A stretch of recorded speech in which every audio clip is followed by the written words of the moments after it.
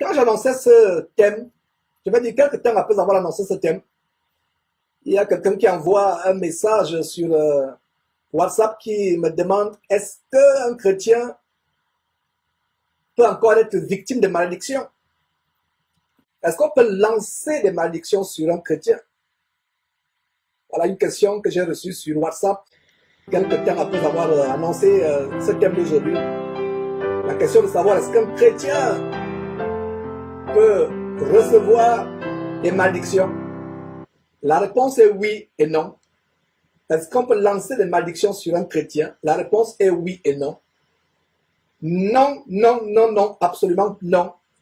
Un vrai chrétien ne peut pas être exposé aux malédictions.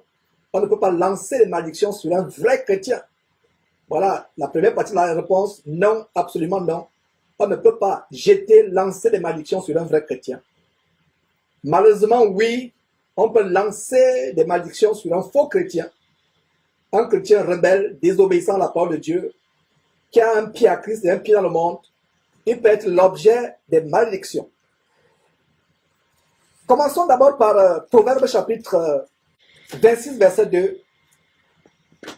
Cette grande proclamation de l'Écriture, n'oubliez pas, mes frères et sœurs, qu'à la fin de cet enseignement, nous allons voir ce pourquoi nous partons cet enseignement, comment être délivré des malédictions, comment les anéantir, comment les annuler. La réponse est d'une simplicité étonnante. Ne vous attendez pas à recevoir une recette magique, une formule magique. C'est des choses que vous connaissez déjà pour la plupart d'entre vous, vous qui êtes amoureux de la parole de Dieu. Je vais vous donner cette recette. Elle est tellement simple. Elle se trouve dans le livre de Galates. Un vrai chrétien ne peut pas être l'objet de malédiction. Un vrai chrétien. Mais un faux chrétien ou un non-chrétien peut être exposé à de terribles malédictions. Et je vais vous montrer quelques aspects de comment les sorciers opèrent. Par la langue, la langue. Vous vous rappelez ce qu'on a vu avec Jérémie il y a quelques jours. En Jérémie chapitre 18, verset 18. Les ennemis de Jérémie lui disent ceci. Venez, complotons contre Jérémie. Venez, complotons contre Jérémie. Venez, tuons-le avec la langue. Et je partageais ces choses très brièvement dans la série où je montrais comment la langue peut nous entraîner en enfer. Tout dépend de comment nous l'utilisons.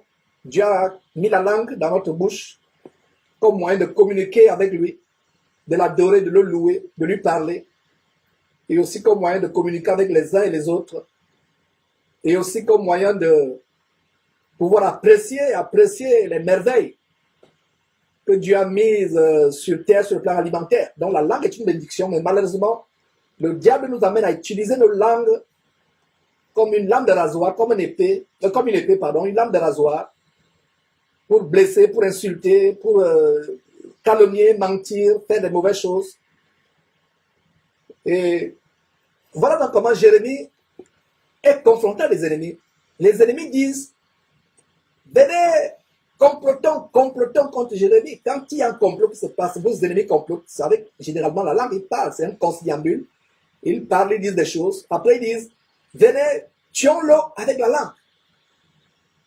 Vous n'avez jamais posé la question, vous n'avez jamais posé la question de savoir comment on peut tuer quelqu'un avec la langue.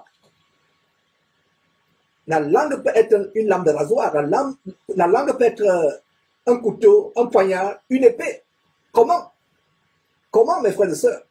Et là, c'est des aspects que ceux qui pratiquent les arts magiques connaissent parfaitement.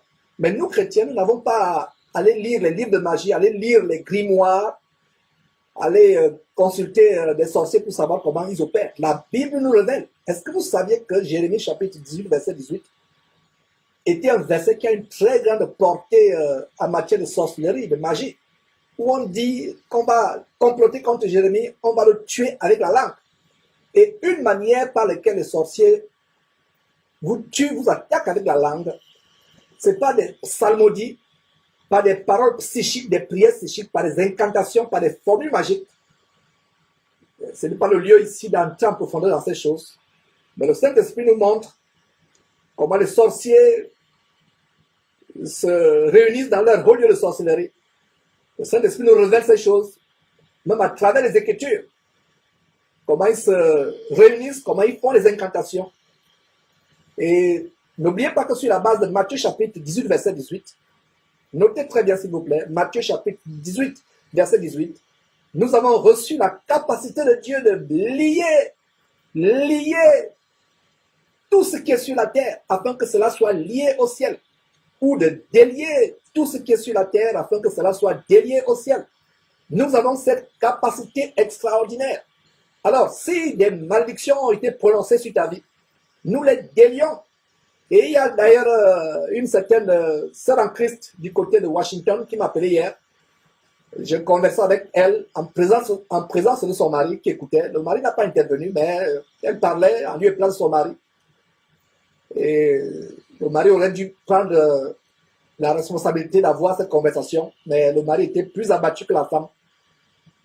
Pourtant, c'est le mari qui doit être fort, le mari chrétien, qui doit être fort, fortifié. Mais il était abattu. Son épouse et lui traversent des moments difficiles, rien ne marche. C'est la raison pour laquelle cette dame, une jeune sœur en Christ du côté de Washington, m'a contacté. Elle me dit, Georges, nous avons l'impression qu'il y a des malédictions sur notre vie, dans notre vie, sur notre couple, rien ne marche. Nous avons perdu nos affaires, les affaires qu'on entreprenait pour avoir des revenus additionnels autres que notre boulot. Même le boulot, ça ne va pas. Les rapports sociaux, les rapports avec d'autres personnes, les relations sociales, ça ne va pas. Quand nous allons quelque part, c'est comme si nous dégagions la peste. Nous sommes en conflit avec des gens tout autour de nous. Nous avons l'impression qu'il y a une malédiction qui frappe notre famille, qui frappe notre couple. Elle m'a appelé étant vraiment alarmé, étant triste. Je pouvais ressentir la tristesse, bien que nous parlions par téléphone. Et elle n'est pas la seule. Beaucoup d'autres chrétiens me contactent, Georges, est-ce que tu peux faire une délivrance?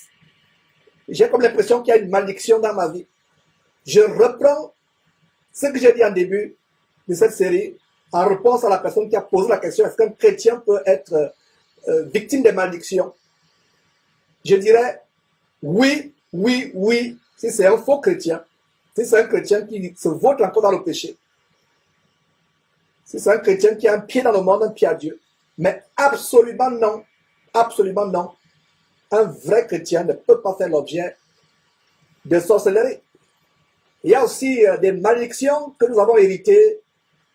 Par exemple, un parent, avant qu'on se convertisse, nous a maudit. Et nous vivons les répétitions de cette malédiction dans nos vies. Imaginez-vous, vous avez désobéi à un parent, ou vous-même, vous ne lui avez même pas désobéi, comme une sœur ici à Houston racontait que malgré tout ce que je pouvais faire pour ma mère, lui être obéissante, mais elle m'a toujours détesté, elle m'a toujours haï, elle m'a maudit à plusieurs reprises, et ça s'est passé avant que cette sœur en Christ ne soit pas chrétienne. Sa mère lui disait que tu vas passer ta vie à manger dans les poubelles, tu iras d'homme en homme, tu ne te marieras pas, tu mangeras dans les poubelles, tu seras misérable, tu n'auras même pas de toi. Sa mère l'a maudite à plusieurs reprises. Et aujourd'hui, c'est absolument le contraire de ce que la mère a dit qu'elle vit. C'est une sœur qui est mariée. Elle vit dans une maison décente ici à Houston qui faisait rêver même certaines personnes en Afrique.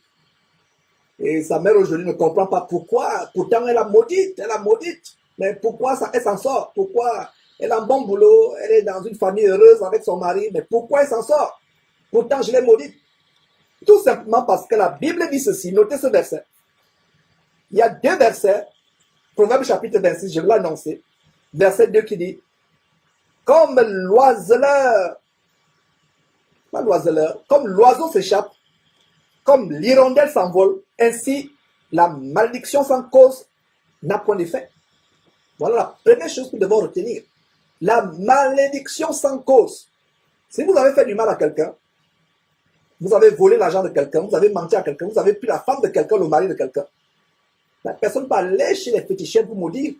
Comme on va voir brièvement avec le cas du roi Balak, qui a offert, excusez-moi, des fortunes à Balaam, le prophète Balaam, pour que Balaam maudisse Israël.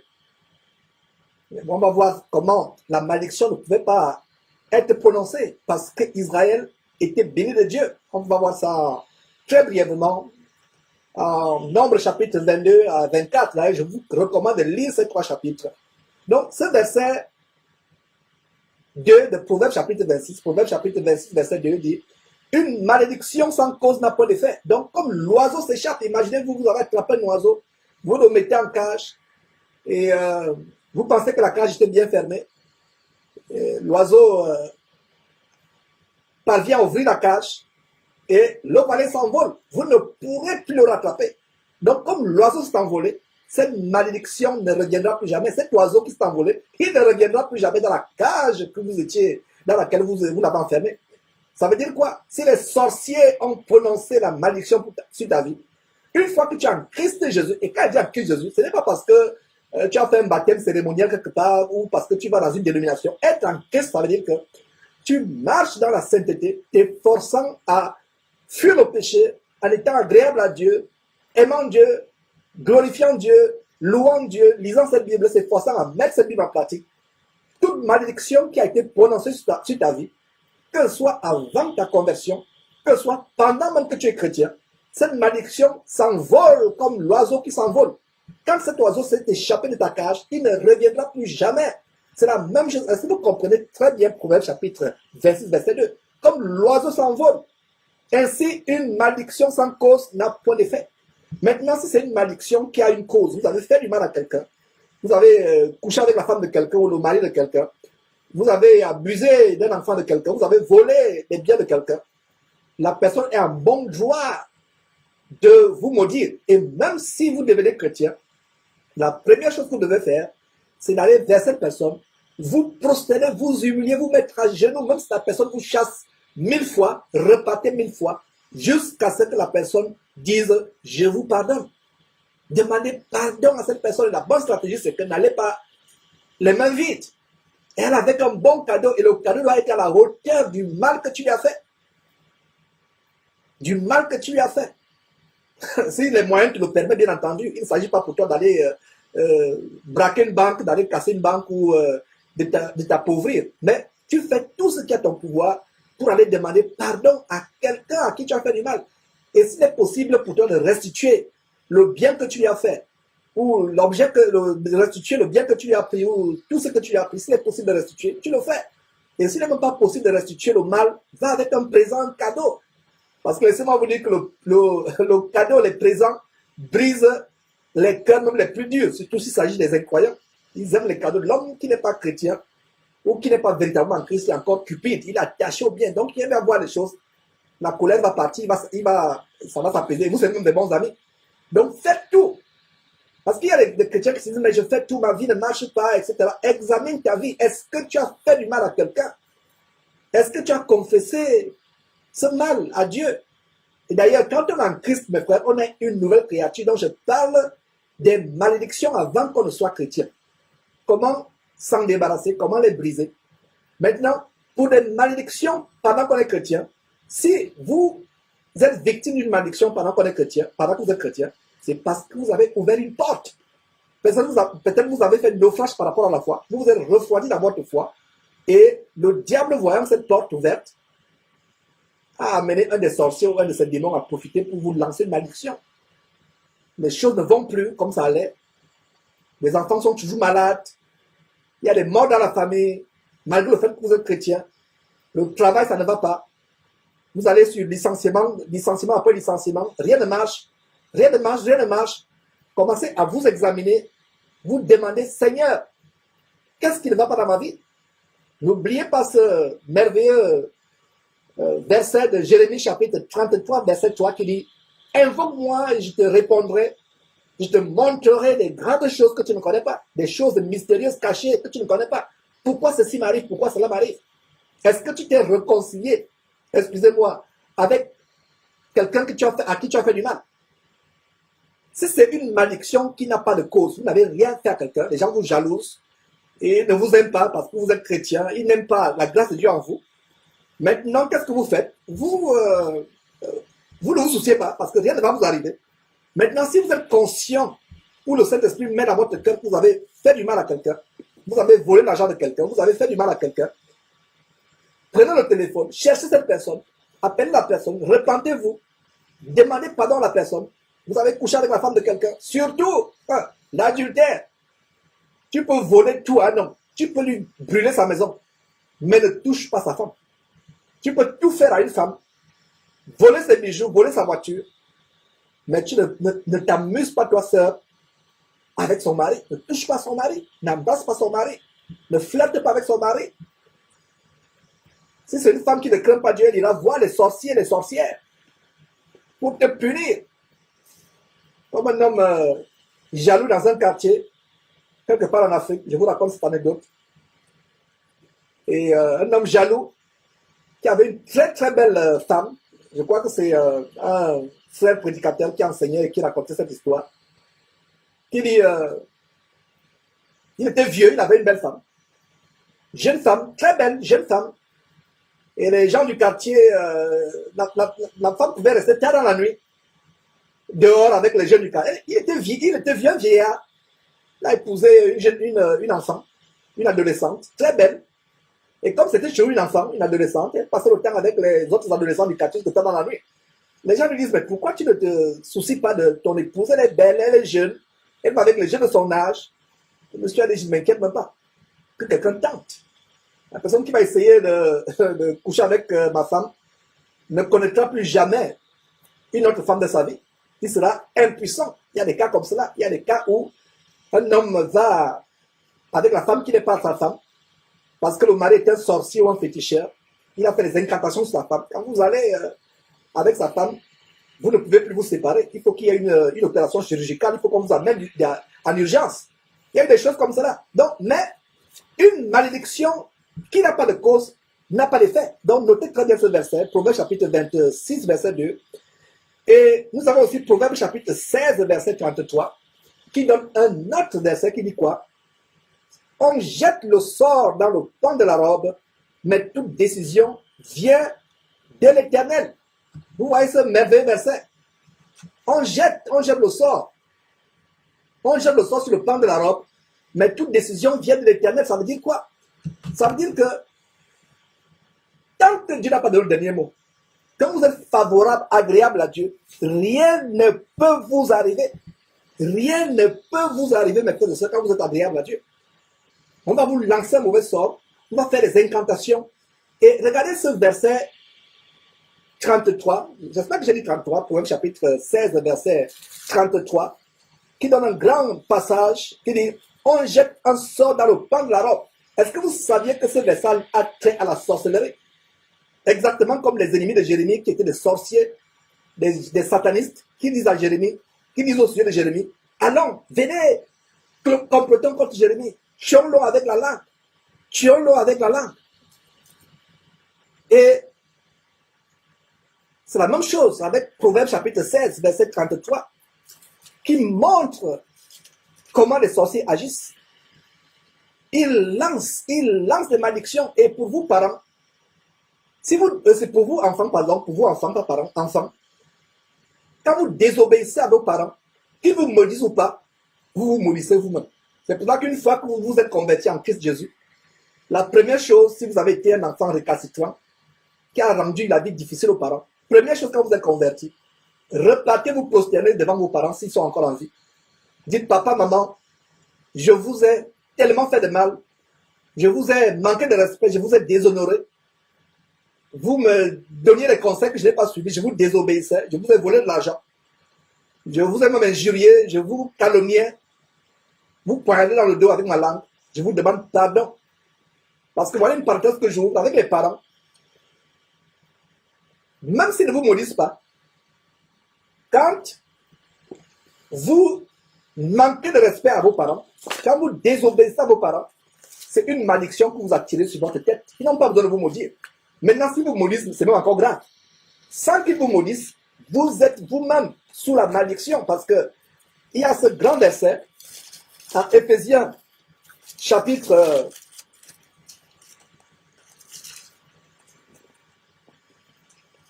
Éphésiens chapitre 6, voilà. Au chapitre 6, premier verset, il a dit, enfants, obéissez à vos parents selon le Seigneur. Il a dit, selon le Seigneur. Donc toi, jeune adolescente, jeune fille chrétienne, ta maman te dit d'aller sortir avec un homme riche du quartier pour apporter l'argent. Tu ne le fais pas. Toi, jeune homme, ton père te dit d'aller mentir pour avoir un emploi. Tu ne vas pas le faire. Tu obéis selon le Seigneur. Donc si tu désobéis à tes parents qui te disent de faire une chose mauvaise, tu ne pêches pas. Même si tu es maudit, ça n'a aucune valeur. Exactement comme on a lu, à savoir qu'une malédiction sans cause n'a point d'effet. Il n'y a pas de cause. Maintenant, si vous avez manqué de respect à vos parents, regardez le verset 1, Éphésiens chapitre 6, verset 1. Enfants, obéissez à vos parents selon le Seigneur. Notez très bien que c'est selon le Seigneur, car cela est juste. Car cela est juste. Verset 2. Honore ton père et ta mère. C'est un commandement avec une promesse. Verset 3. Afin que tu sois heureux et que tu vives longtemps sur terre. Regardez la promesse qui s'attache au fait que les enfants ont été obéissants à leurs parents. Quelle promesse? Tu vives longtemps. Heureux, qui ne veut pas vivre longtemps? Même les chrétiens affermis, vrais chrétiens qui attendent le retour de Jésus-Christ, ils veulent vivre longtemps. Si le Seigneur dit, est-ce que tu veux que je te prenne maintenant, toi, chrétien ou chrétienne, tu vas dire, Seigneur, mes enfants pourront être tristes. Des fois même, vous désirez vivre non pas pour vous. Vous désirez vivre parce que vous ne voulez pas faire souffrir les gens de votre absence, votre épouse, vos enfants, n'est-ce pas? Donc, c'est une grâce de Dieu d'avoir de longs jours sur terre, d'être rassasié. Et ce verset nous donne, verset 3, nous donne le bon résultat qui s'attache au fait que les enfants sont obéissants, afin que tu sois heureux et que tu vives longtemps sur terre. Et on a vu les enfants mourir de manière prématurée à cause de la désobéissance. Le papa dit, il ne faut pas sortir la nuit, aller te balader, on peut t'agresser. Le jour où on t'agresse, on te poigne, tu meurs. Tu as désobéi. C'est une malédiction. Tes parents n'ont pas maudit. Les parents te disent, évite les mauvaises compagnies, te voilà, tu te retrouves en prison parce que tu étais avec des amis qui ont braqué une banque, alors que tu ne savais pas qu'ils braquaient une banque. Tout simplement, tu t'es retrouvé là le jour-là, tu étais avec eux. Ils ne t'ont pas dit qu'ils aillent braquer une banque. Ils savent que tu es chrétien ou soi-disant chrétien. Donc, si tu avais dit qu'ils allaient braquer une banque, tu ne serais pas avec eux ce jour-là. Ils t'ont dit, accompagne-nous, reste dans la voiture, on va faire une transaction dans la banque et on revient. Et ils vont braquer la banque. Quand ils reviennent, tu es au volant de la voiture. Tu vois, ça va les policiers qui t'asserrent. Tu dis, mais monsieur, qu'est-ce qui se passe, officier, qu'est-ce qui se passe? Il dit, monsieur, levez vos mains. Si vous êtes aux États-Unis, il va dire, vous avez le droit de garder le silence. Tout ce qui sera dit, tout ce que vous pourrez dire sera retenu contre vous. Vous avez le droit à un avocat, etc. Et ils vous mettent des menottes. Et vous allez vous demander, mais pourquoi je me retrouve à la prison pour 20 ans, 30 ans? C'est une malédiction. Les parents n'ont pas besoin d'ouvrir la bouche. On te dit, enfant, jeune fille, n'écarte pas tes jambes devant le prévenu.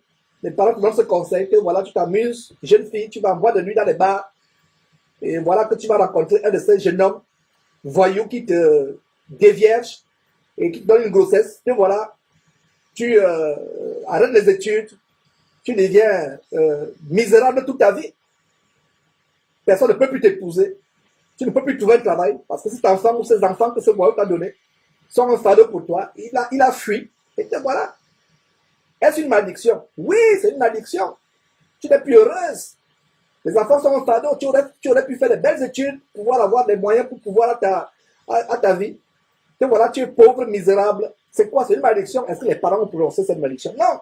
Donc, c'est une parenthèse que j'ouvre en disant que les enfants, surtout les enfants chrétiens, il y a des enfants chrétiens qui manquent de respect à leurs parents. Ils sont chrétiens, non. Ils sont chrétiens parce qu'ils vont dans cette dénomination que nous dénonçons. Ils n'ont rien de chrétien.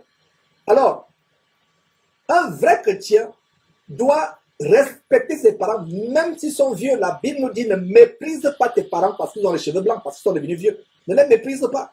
Même si tu vois ta mère qui est vieille, elle ne peut même plus voir, elle ne peut plus marcher. Tu lui dois du respect si tu es véritablement chrétien. Alors, si tu ne respectes pas tes parents, quand même tu es sous la malédiction, le parent n'a pas besoin de te maudire. Toi-même, tu t'es mis sur la malédiction, Alors, mes frères, Continuons avec ce récit. Voyons comment Dieu anéantit les projets des sorciers dans votre vie. Notez ce verset. Parce que pour pouvoir combattre sur le plan spirituel, il y a des chrétiens qui sont contents du combat spirituel. Et ce genre d'enseignement, vous allez voir des milliers et des milliers de personnes suivre ce genre d'enseignement. Parce que quand on dit enseignement, comment éviter le péché sexuel, comment fuir le péché, vous n'allez pas voir les gens connectés. Mais si on dit comment être délivré de la malédiction, les gens aiment cela. Alors, vous serez servis. Mais comprenez à partir d'aujourd'hui que votre arme sur la base de Éphésiens chapitre 6, verset 17, nous devons nous saisir de l'épée de l'esprit qui est la parole de Dieu. Cette épée, c'est une arme. Alors, pour combattre Satan, ses démons et les sorciers, parce que les sorciers sont des agents de Satan, si vous ne le saviez pas, nous devons connaître la parole de Dieu. Alors, que dit Job chapitre 5, verset 12 à 13? Job, c'est avant Somme, juste avant Somme. Donc, Job chapitre 5 nous donne des grands versets. Au verset 12, il a dit, Dieu anéantit les projets des hommes rusés et leurs mains ne peuvent les accomplir. Ce verset a une grande connotation de sorcellerie. Des hommes rusés, des projets. Ils planifient des choses contre vous. Ils veulent vous pointer dans le dos. Ils veulent vous tendre des pièges. Ils mettent des pots de banane sur vous. Il faut un sorcier pour mettre des pots de banane sur votre route. Il faut un sorcier pour mettre une punaise sur votre chaise afin que quand vous asseyez, vous percez la fesse. Ça, c'est des actes de sorcellerie. Comme aux États-Unis, quelqu'un a eu de lourdes peines d'emprisonnement parce qu'il a mis un serpent en caoutchouc dans le tiroir de son collègue. Il faut être un sorcier pour faire de très belles blagues. Le serpent fait peur à l'homme normal. Il faut être un sorcier pour ne pas avoir peur des serpents. Donc, il met un serpent en caoutchouc dans le tiroir. Qu'est-ce qui se passe? Le collègue s'évanouit. Il pouvait perdre sa vie. Il a eu de longues années d'emprisonnement. Il faut être un sorcier pour tendre un piège à quelqu'un. Il faut être un sorcier pour mettre les bâtons dans les roues. Il faut être un sorcier pour mettre des pots de banane à votre voisin pour qu'il glisse. Il faut être un sorcier. Et le verset 12 de Job chapitre 5, c'est un verset qui fait allusion à la sorcellerie et aux sorciers. Donc, Dieu anéantit les projets des hommes rusés. Voilà la Bible, le verset de la Bible qui donne l'assurance que, quels que soient les projets de sorcellerie qui sont fomentés contre toi, mon frère, reste tranquille. Quels que soient les projets qu'on fait contre toi, si tu es en Christ véritablement, la Bible dit que celui qui est en Christ est une nouvelle créature. Votre vie est cachée avec Christ en Dieu. Même Satan ne peut plus voir votre vie. Il va essayer de tâtonner, il rôde. C'est pour ça que la Bible dit que votre ennemi, le diable, dans 1 Pierre chapitre 5, lisez les versets 5 les versets 7 et 8, votre ennemi, le diable, rôde autour de vous. Il rôde pourquoi? Il ne peut plus contrôler votre vie. Il ne peut plus voir votre vie. Mais il rôde pourquoi? Si vous ouvrez une porte. Et comment vous ouvrez une porte? Vous baissez dans la foi. Vous baissez dans la lecture biblique. Vous baissez dans la prière. Vous vous assoupissez. Vous commencez à retourner petit à petit au monde. Vous lui ouvrez une porte. C'est là où il entre pour frapper. Il rôde. Regardez, si vous ne comprenez pas ce verset qui dit votre ennemi, le diable, rôde autour de vous comme un lion du sang, je viens vous l'expliquer. Il rôde pourquoi? Parce qu'il ne peut pas attaquer le vrai chrétien. Il ne peut pas voir le vrai chrétien. C'est comme dans certaines régions tropicales, que ce soit en Afrique ou en Amérique latine où il y a les moustiques. Les gens utilisent la moustiquaire. Voilà, ils sont habitués à la moustiquaire. Et pourquoi la moustiquaire? Tant qu'il y a la moustiquaire autour de votre lit, vous ne pourrez jamais être attaqué. Mais vous entendez les ronronnements. Ils ronronnent. Ils ronronnent. Ils veulent vous piquer. Vous entendez? Mais vous dormez paisiblement parce que vous savez que malgré les ronronnements, ils ne pourront pas vous piquer. C'est la même chose pour le vrai chrétien. Le diable avec ses démons vont ronronner autour de vous. Mais quand vous avez cette moustiquaire spirituelle qui vous enveloppe, ils vont ronronner. Vous allez les entendre. Vous pourrez même les voir hors de la moustiquaire, se poser sur la moustiquaire. Mais est-ce qu'ils vous piquent? Ils ne vous piquent pas. Est-ce qu'ils vous atteignent? Ils ne vous atteignent pas. Est-ce qu'ils peuvent vous inoculer, vous piquer, vous inoculer le sang mélangé avec le sida qu'ils ont tiré du voisin? Non, pas du tout. Ils ne pourront pas vous piquer, n'est-ce pas? Mais ouvrez un tout petit peu. Imaginez que vous vous assoupissez. Hein.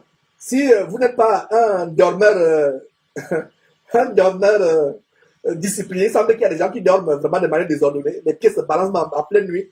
Ils se retrouvent, la tête est de ce côté, mais le matin, quand ils se réveillent, la tête est de l'autre côté. On ne sait pas s'il fait la gymnastique pendant qu'il dort. Donc, si vous êtes un tel dormeur indiscipliné, votre pied va ouvrir la moustiquaire, n'est-ce pas? Et quand votre pied ouvre la moustiquaire, pendant votre sommeil, vous ne savez pas que la moustiquaire est ouverte. Les moustiques viennent. Ils vous piquent. Et c'est ainsi que vous contaminer le sida, le sang du sida qu'ils ont pris de leurs voisins. Et voilà, vous avez le sida alors que vous avez été un chrétien pieux, etc. Est-ce que vous voyez comment ce qui se passe sur le plan physique, c'est la même chose sur le plan spirituel? Donc, fermons les portes. Fermons les portes. Quand vous fermez les portes, Satan ne peut pas vous attaquer. Les malédictions ne peuvent pas avoir effet sur votre vie. Fermons les portes. Donc, ce verset, Job chapitre 5, verset 12, c'est l'un des premiers versets qui nous montre que Dieu anéantit les projets des sorciers. Disons le verset 12 à nouveau. Dieu, l'Éternel, anéantit les projets des hommes rusés et leurs projets et leurs mains ne peuvent pas les accomplir. Verset 13, il prend les sages dans leur propre ruse et les desseins des hommes artificieux sont renversés. Les desseins, les projets, les plans, les complots des hommes sorciers, des hommes mauvais, des hommes méchants. Parce que pour être sorcier, il faut être foncièrement méchant, aigri, jaloux. C'est ça les sorciers. Vous passez la même au quartier, vous ne lui avez rien fait. Vous lui dites même bonjour. Des fois même quand il vous arrête, il dit je veux un casier de bière ou une bouteille de bière. Même si, sachant que vous êtes chrétien, vous ne voulez pas amener quelqu'un s'enivrer, mais le temps vous lui dites, bon voilà, prenez voilà, 500 francs, voilà 1000 francs, c'est par là, achetez plutôt un jus. Peu importe ce qu'il va faire avec l'argent plus tard. Vous lui faites du bien, vous êtes serviable, parce qu'avec le sorcier, même si vous lui faites du bien, même si vous êtes serviable, il a le mal en lui. Il a le mal en lui. C'est pour cela que si vous connaissez quelqu'un qui veut vous faire du mal, la meilleure arme, c'est même d'ailleurs de prier pour que Dieu brise ce cœur de méchanceté, parce que les sorciers, c'est quoi? Ils ont été eux-mêmes trompés par le diable. Ils ont été trompés par le diable. Donc, les projets des hommes artificieux sont comment? Renversés, anéantis, renversés. Il y a un autre verset. Ce verset est merveilleux. Vous allez aimer ce verset. Ésaïe chapitre 8, verset 10. Très grand verset, mes frères et sœurs. Vous allez aimer ce verset, Ésaïe chapitre 8, verset 10, qui dit quoi? Formez des projets, et ils seront anéantis. Donnez des ordres, et ils seront sans effet, car Dieu est avec nous. Ah, mes frères! Oh là là, j'aime ce verset. Je redis ce verset, Ésaïe chapitre 8, verset 10. Formez vos projets. Ah, ce genre de Jésus-Christ est là. On lui donne 12 heures, il va mourir par accident. Formez vos projets. Envoyez les paroles psychiques, envoyez les paroles, des prières psychiques, faites des incantations, faites des psalmodies, faites des formules magiques avec votre langue, envoyez-les vers Georges. Ah, ça ne va pas réussir. Parce que je m'appuie sur ce verset. Appuyez-vous à partir d'aujourd'hui sur ce verset que je vous donne sur Jésus-Christ TV.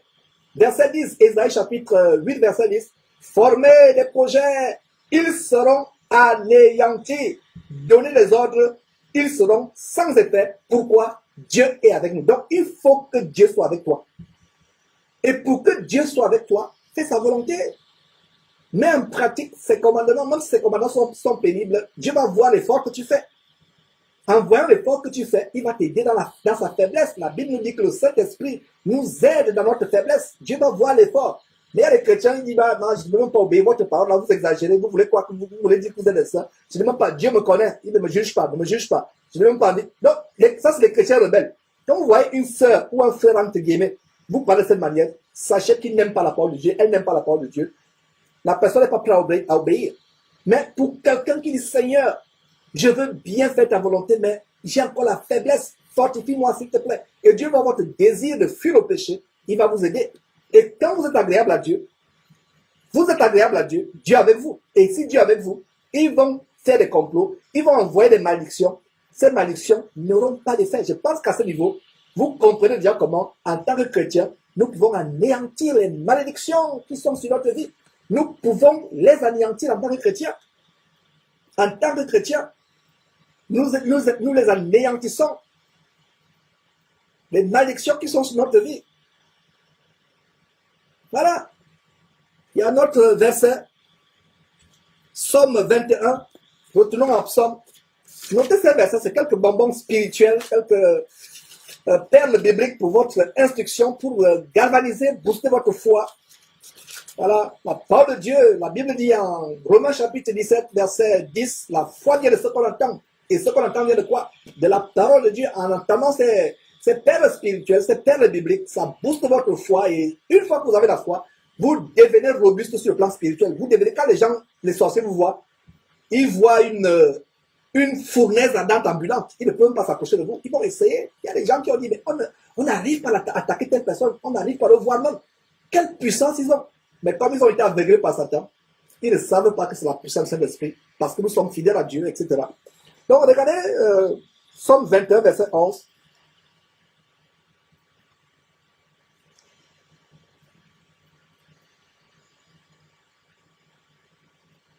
Plutôt le verset 12. Verset 12. Psaume 21, verset 12. Ils ont projeté le mal contre toi. Ils ont conçu de mauvais desseins, mais ils seront impuissants. Voilà. Voilà un bon verset aussi que vous devez mémoriser. Les gens vous attaquent, les gens veulent votre mal. Vous êtes agréable. N'oubliez pas, mes frères et sœurs, s'il vous plaît, n'oubliez pas que ce que je partage là, ce n'est pas pour n'importe quel chrétien. C'est pour des chrétiens qui s'attellent à craindre Dieu, à faire la volonté de Dieu, à marcher. Ça, c'est pas pour n'importe qui. Donc, si tu es un chrétien marchant en califourchon, un pied dans le monde, un pied à Christ, ce n'est pas ta place ici. Va chez ICC, Ivan Kassano, va chez Marcelo Tunasi, va chez Kazarema. Ta place n'est pas ici. Et ne te prévaut pas de ce besoin. Parce que là-bas, ils vont te raconter que donne 1000 euros chaque mois pour être riche. Fais ceci pour être protégé par les démons. Bois le lait, casse les œufs, fais la poudre, mélange et frotte-toi ça sur le visage chaque matin. Ils vont vous donner des choses de sorcellerie. En fait, ce n'est pas les hommes de Dieu, c'est les hommes de Satan. Mais ce que je vous donne aujourd'hui, c'est pour les vrais chrétiens. Quand il dit vrai chrétien, vous m'entendez souvent dire vrai chrétien, c'est quelqu'un qui prend son salut au sérieux, qui a la crainte de Dieu. Est-ce que moi qui vous parle, je suis déjà à 100% parfait? Non! Mais le fait que j'ai conscience de ce que je dois plaire à Dieu, c'est déjà un bon pas. Je suis sur la bonne voie. Je peux faire des fautes, je peux chuter de temps en temps. La parole de Dieu dit, cette fois le juste tombe, l'Éternel le relève. Il faut avoir conscience de ce que Dieu est celui qu'on doit craindre. Il n'est pas notre ami, on ne blague pas avec lui. On doit le craindre, on doit marcher en mettant ses commandements en pratique. Donc regardez le verset 12, Psaume 21, verset 12. Ils ont projeté le mal contre moi. Oh Georges, 72 heures, tu vas mourir par accident de circulation. Ils protègent. Voilà, ça fait plus d'un an. Les malédictions de Toto, Charles Passot n'ont pas eu d'effet. Et il n'est pas le seul. Et moi, votre frère Georges, je suis l'homme le plus maudit. Permettez-moi ce zèle. Du moins, l'un des hommes les plus maudits de la terre. Du moins, dans le monde francophone. Avec tous ces sorciers qu'on expose, rappelez-vous cette émission où je prends un sorcier dans son piège, je l'appelle pour me faire passer pour un pasteur qui veut les bagues magiques. Et quelques minutes après, je lui dévoile que, mon cher ami, j'étais plus dans le piège. Repends-toi.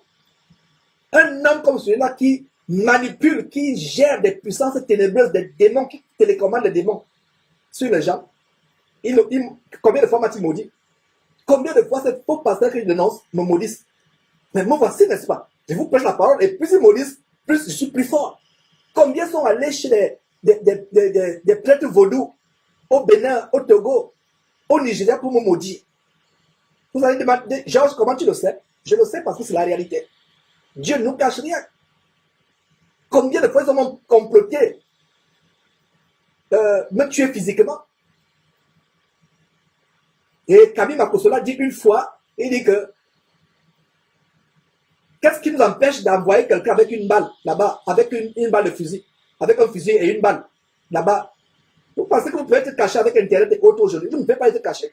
Et après les informations de qui que ce soit, ça va apparaître. Donc nous ne sommes pas cachés. Et d'ailleurs, vous ne pouvez pas être caché à Satan. La meilleure cachette, c'est en Christ Jésus.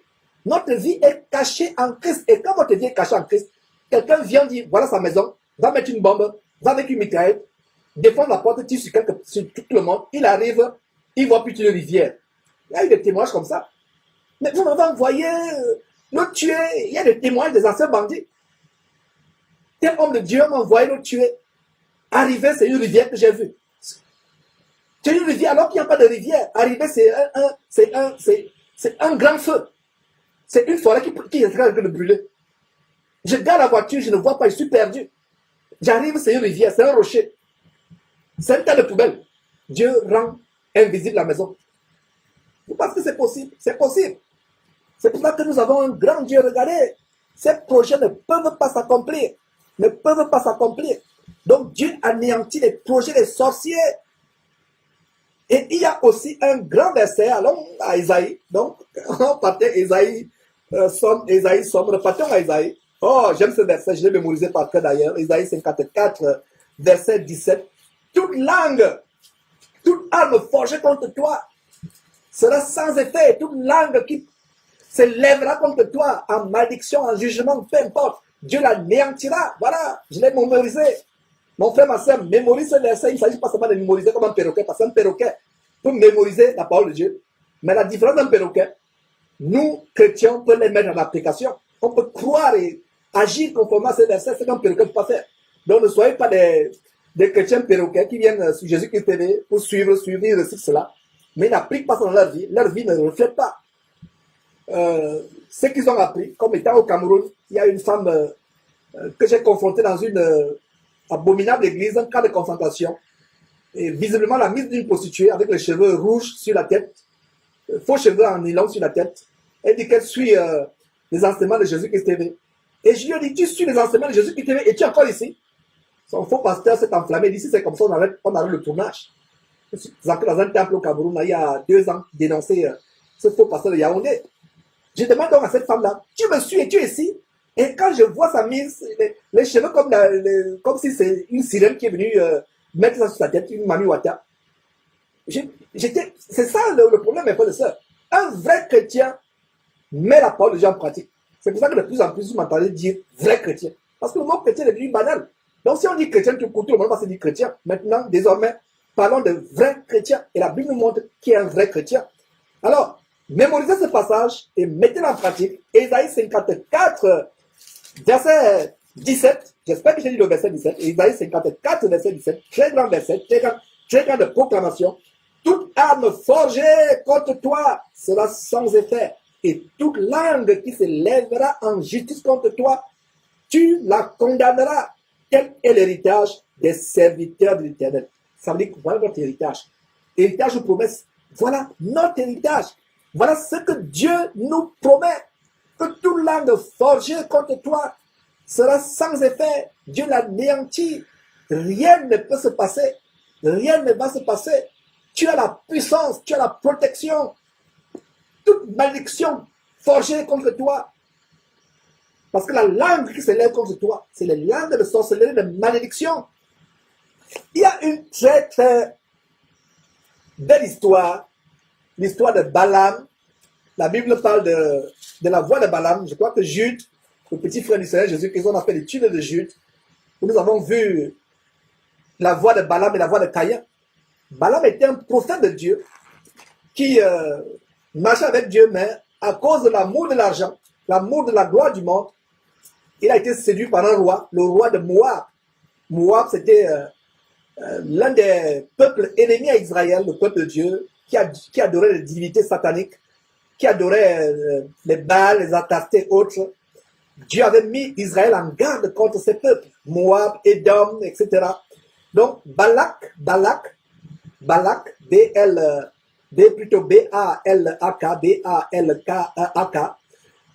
Balak, le roi de Moab avait une grande frayeur contre Israël. C'est la même chose ici. Quand vous êtes un véritable chrétien qui marche dans la sanctification, vous ne voyez peut-être pas ça avec vos yeux physiques, mais dans le domaine de Satan, vous êtes la frayeur. Est-ce que vous le saviez? Les choses de l'Ancien Testament sont pour notre édification. Et je vous dis, tout ce qui est dans l'Ancien Testament, c'est une lumière des choses que dans le Nouveau Testament, nous vivons sur le plan spirituel. Je reprends. Tout ce que vous voyez dans l'Ancien Testament de manière physique, ça a une explication, ça a un accomplissement, une réalisation dans le Nouveau Testament, mais sur le plan spirituel. Alors, qu'est-ce que nous voyons? Nous voyons dans Nombre, il faut que j'y sois d'abord.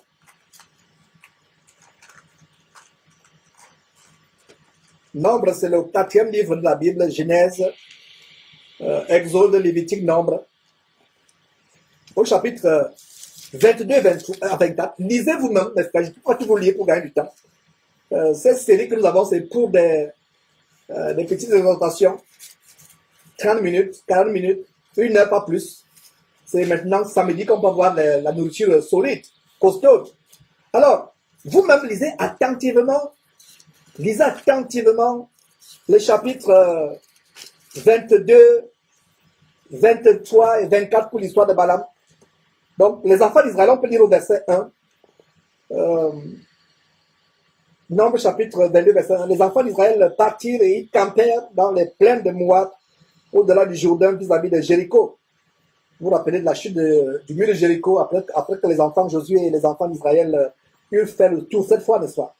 Donc, Balak, fils de Tippor, vit tout ce qu'Israël avait fait aux Amoréens. Ils ont vu comment Israël a décimé les Amoréens.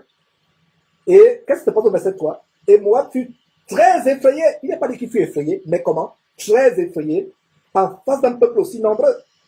Il fut saisi de terreur en face des enfants d'Israël. C'est la même chose. C'est la même chose. Nous qui sommes en Christ véritablement, non seulement notre vie est cachée en Christ, si vous pouviez savoir la frayeur que nous causons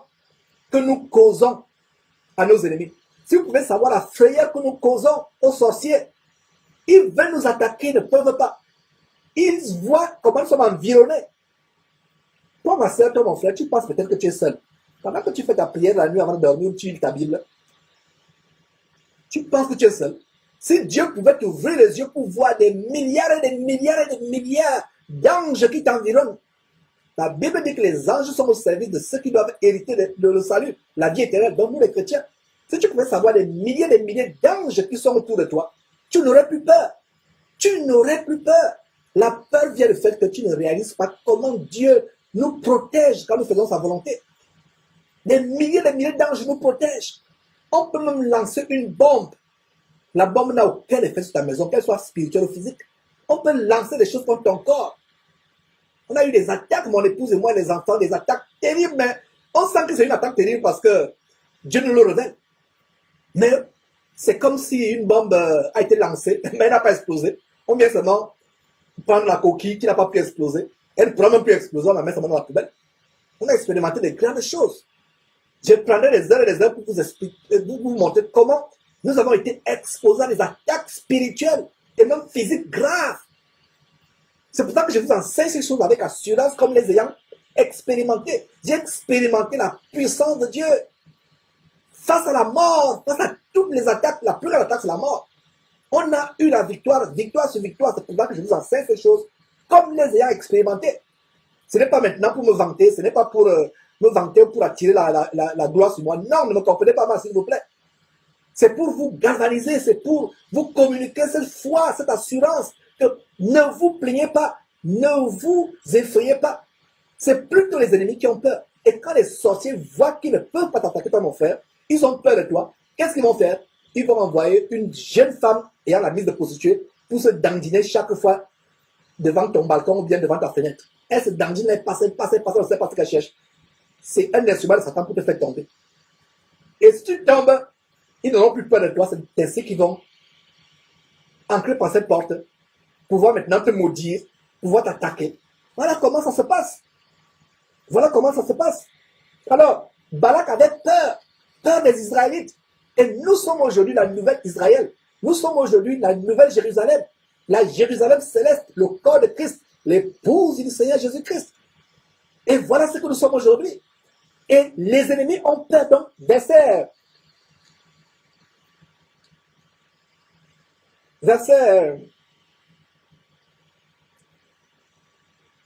4, disons encore le verset 3.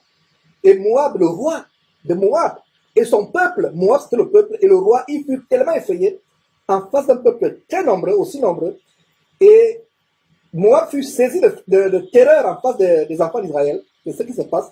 Je répète que quand vous êtes agréable à Dieu, vos ennemis, vous êtes sur le plan spirituel, c'est que vous ne pouvez pas voir ces choses. Mais si Dieu vous ouvre les yeux, vous allez voir la frayeur que vos ennemis. Peut-être ce voisin du quartier qui passe le temps à faire les incantations, même au-dessus dans l'immeuble, ce voisin au-dessus de l'immeuble qui fait les incantations, il n'arrive pas à te voir, il n'arrive pas à t'atteindre, à t'attaquer. Pourquoi? Toi, tu ne sais même pas ce qui se passe. Et bien, des fois, nous, les croyants chrétiens, nous sommes naïfs. Si Dieu vous montrait ce qui se passe autour de nous, même dans nos familles, même dans nos entreprises là où nous travaillons, si Dieu te montrait ce qui se passe autour de ton siège, dans le bureau dans lequel tu travaillais, oh, tu vas rendre grâce à Dieu. On n'a pas besoin de voir cela. Heureux celui qui croit sans avoir vu, disait Jésus, n'est-ce pas? Tu n'as pas besoin de voir que Dieu te montre. Crois seulement à ce que t'enseigne, tu verras, ta vie ne sera plus la même. Et même en écoutant déjà, toi qui penses que tu avais les malédictions, même à ce niveau déjà, tu es victorieux. Voilà comment anéantir les malédictions. Voilà, les gens s'attendaient à des formules, des choses. C'est la parole de Dieu qui vous délivre. Et elle est simple. Parce que nous, les chrétiens, nous ne voulons pas les choses simples, nous voulons les choses compliquées. Il faut que Camille Makoso nous dise de boire le lait à minuit. Il faut que Papa Florian nous dise d'avaler un serpent. Ou de faire quoi que ce soit, ou je ne sais pas, de nous frotter la poudre sur le visage à 5 h du matin. Voilà ce que vous voulez. Mais mettre la foi en Dieu, en Jésus-Christ, pour vous, c'est simple. Mais la bonne nouvelle, c'est que c'est cette simplicité qui fait notre puissance. Cette simplicité, nous croyons à cette parole que j'enseigne. C'est pour ça que vous me voyez toujours avec la Bible. Parce que c'est un trésor, c'est la puissance, mes frères et sœurs. C'est la puissance. Donc, si vous lisez cette histoire, Balak envoie des gens chercher Balaam. Balaam avait la capacité de maudire. Il avait la capacité de maudire qui que ce soit, de bénir qui que ce soit. Donc, il envoie les gens chercher Balaam. Mais Dieu dit à Balaam, tu ne maudiras pas ce peuple parce que ce peuple est béni de moi. J'aimerais que vous lisez tranquillement l'histoire. Jusqu'à ce que Dieu dit à Balaam de ne pas se rendre vers Balak. Balaam sans doute séduit par l'argent. Se hasarde, se dirige vers le roi Balak. Et qu'est-ce qui se passe? Un ange apparaît. Lui ne voit pas l'ange. Son ânesse voit l'ange. L'ânesse commence à se détourner pour éviter l'épée que l'ange tenait. L'ange voulait frapper Balaam, qui avait désobéi à Dieu, qui voulait aller chez Balak le roi, alors que Dieu lui avait dit ne va pas. Lisez attentivement cette belle histoire, on n'a pas le temps pour l'examiner. Versets 22 à 24, c'est le chapitre 22 à 24, c'est le chapitre 22, 23, 24. Sans l'ânesse qui avait protégé son maître Balaam, Balaam aurait été frappé par l'ange. Et Dieu ouvre la bouche à l'ânesse. L'ânesse commence à parler à Balaam.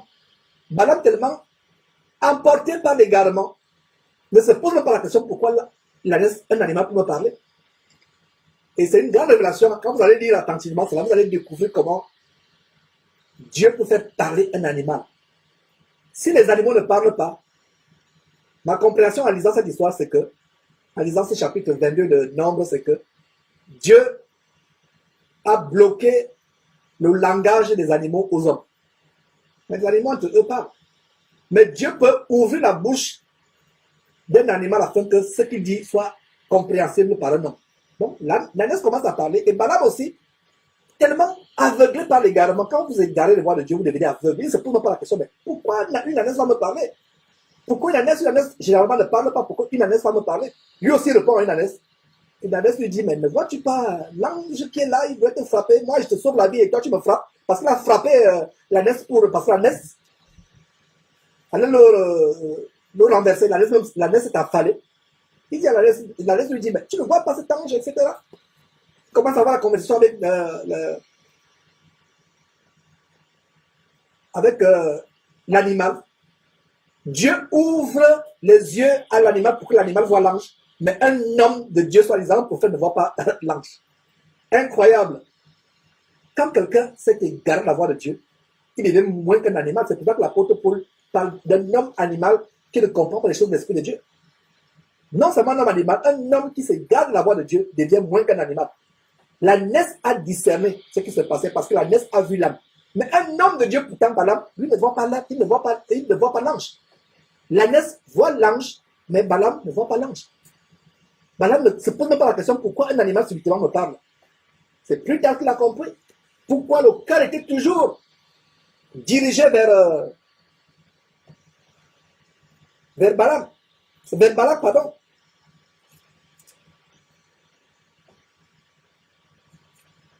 Là, avec le gars. Et qu'est-ce qu'on peut dire au verset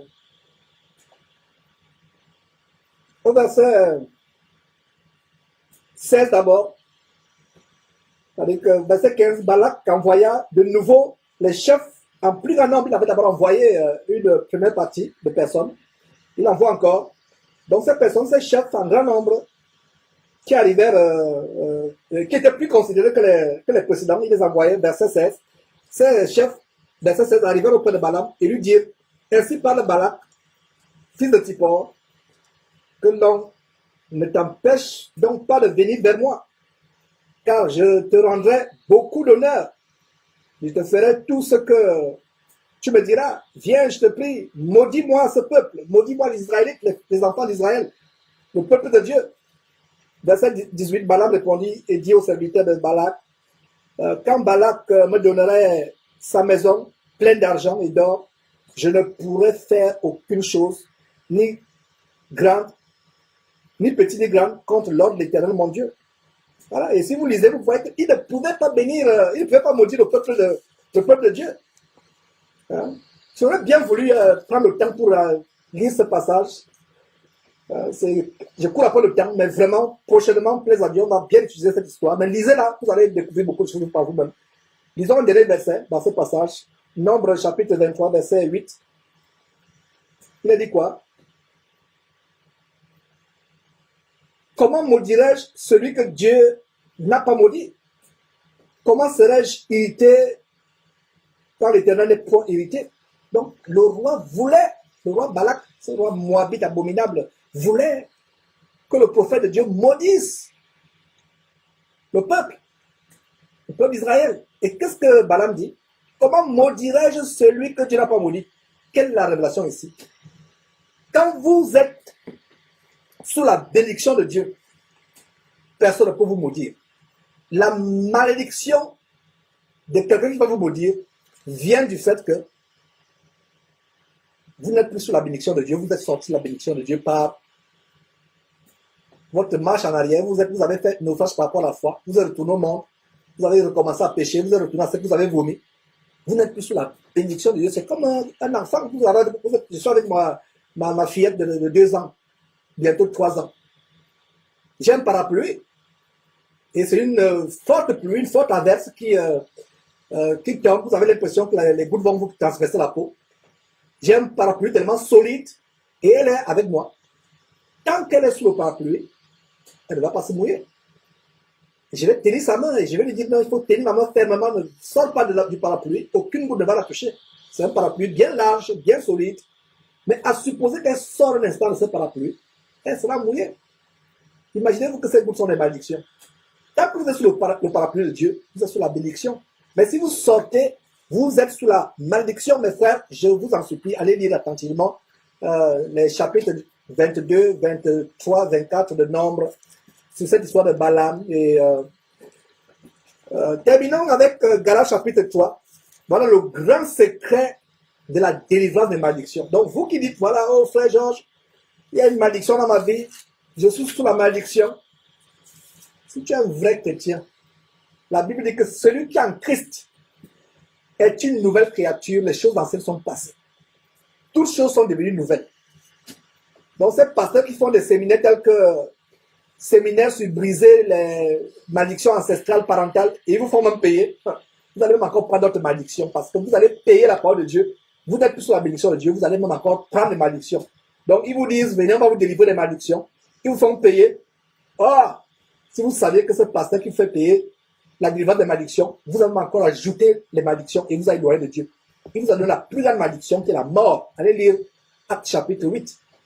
Le cas de Simon le magicien, vous allez comprendre que donner l'argent à un pasteur pour une délivrance, pour un enseignement, pour une prière, pour une prophétie, c'est la mort que vous avez payée sur votre tête. Faites attention. Voilà le grand secret gratuit de la délivrance des malédictions. Et vous devez connaître ce verset par cœur. C'est Galates chapitre 3, verset 13. Il a dit quoi? Christ nous a rachetés de la malédiction de la loi, étant devenu malédiction pour nous, car il est écrit, maudit est quiconque est pendu au bois. Est-ce que vous voyez?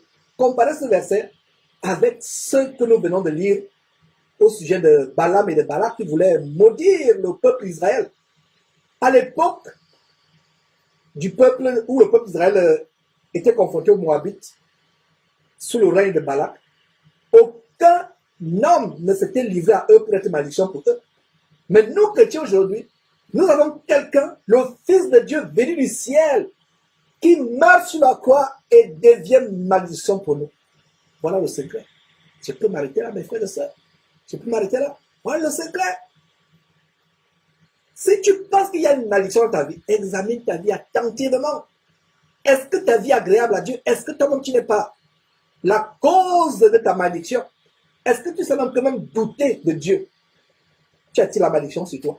Allez lire Hébreux chapitre 11, verset 6 qui dit, « Or, sans la foi, il est absolument impossible d'être agréable à Dieu. » Sans la foi, et le manque de foi se manifeste comment? Le doute, la peur, l'inquiétude. Est-ce que vous savez que le simple fait de murmurer contre Dieu, de dire, ah, vraiment le Seigneur, depuis que je traverse cette situation, il m'a oublié, voilà, vous attirez la malédiction. Est-ce que vous saviez cela, mon frère, ma soeur? Le simple manque de foi, vous êtes devant une situation difficile que vous traversez, vous manquez de foi, sans le savoir, vous avez attiré la colère de Dieu. La colère de Dieu, c'est quoi? C'est la malédiction. Et une fois que vous êtes sur cette malédiction, vous avez ouvert la porte pour les sorciers, les démons, pour Satan d'ajouter encore d'autres malédictions, de vous attaquer. Donc vous allez de mal en pire, de mal en pire, de mal en pire. Mes frères, voilà le grand verset. Nous sommes sous la protection de Dieu. C'était vraiment un plaisir, mes frères et sœurs, de vous montrer ces choses. Comprendre que nous avons la puissance. C'était un plaisir de vous montrer ces choses, mes frères et sœurs. Vous connaîtrez la vérité vous affranchira. Bye bye.